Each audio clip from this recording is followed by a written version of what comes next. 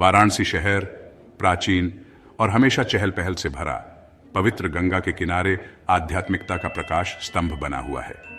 इसका इतिहास हजारों साल पुराना है, जो इसे दुनिया के सबसे पुराने लगातार बसे हुए शहरों में से एक बनाता है। कई नामों से जाना जाता है, काशी, बनारस, बेनारस। इसका दिल हिंदू भक्ति की लय से धड़कता है।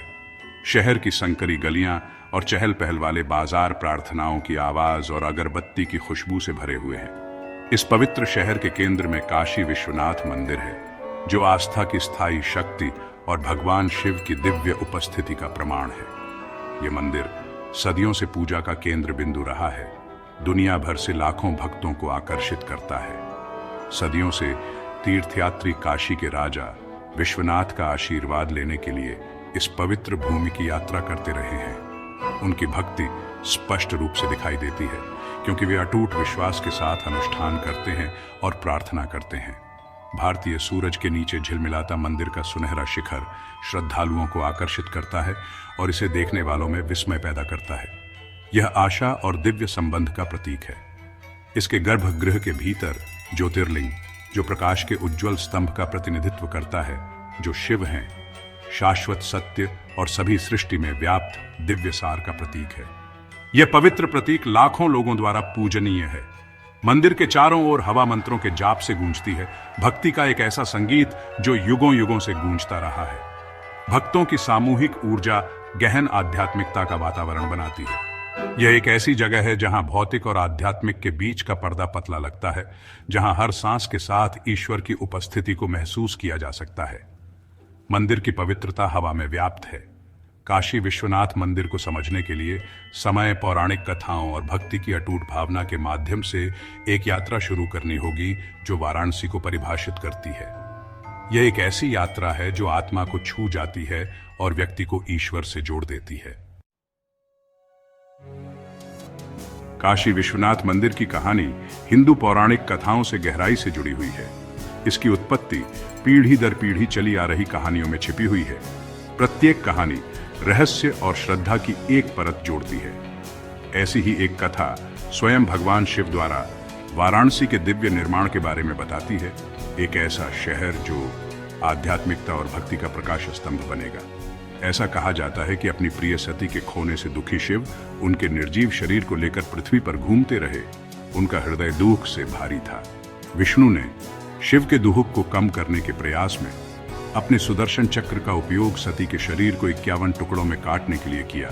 प्रत्येक टुकड़ा दिव्य ऊर्जा से ओतप्रोत था। ये टुकड़े पृथ्वी पर गिर गए। प्रत्येक विशाल आध्यात्मिक महत्व के स्थान एक पवित्र शक्तिपीठ बन गया।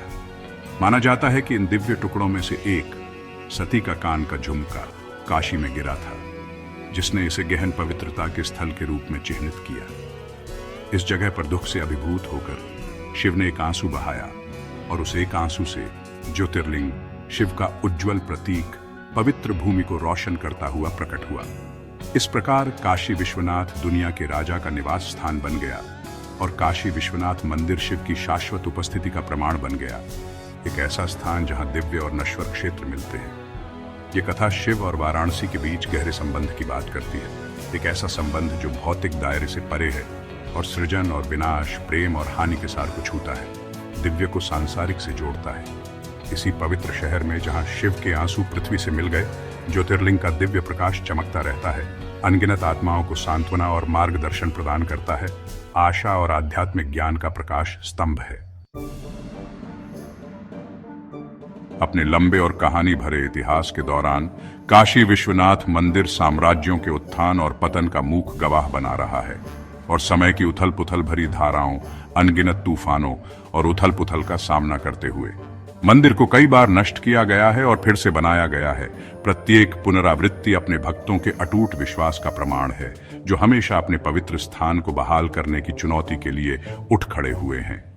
12वीं शताब्दी में मंदिर को कुतुबुद्दीन ऐबक के क्रोध का सामना करना पड़ा, जिसने इसके विनाश का आदेश दिया, जिससे कई लोगों के दिलों में एक शून्य पैदा हो गया।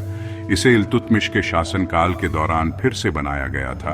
केवल 15वीं शताब्दी में सिकंदर लोदी के हाथों फिर से विध्वंस का सामना करने के लिए, एक ऐसा काल जो निरंतर संघर्ष और परिवर्तन से चिन्हित था। विनाश के प्रत्येक कार्य का सामना पुनर्निर्माण के और भी अधिक दृढ़ संकल्प के साथ किया गया। एक ऐसा चक्र जो विश्वास की स्थायी शक्ति और मानव आत्मा के लचीलेपन की बात करता है।